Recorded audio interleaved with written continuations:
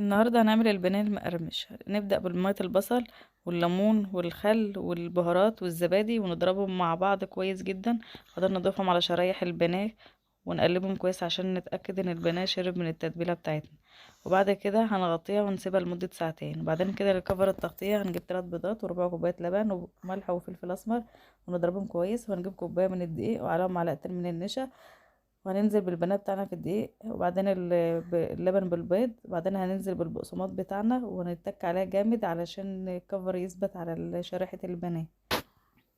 بعد كده نرصه في الصينية.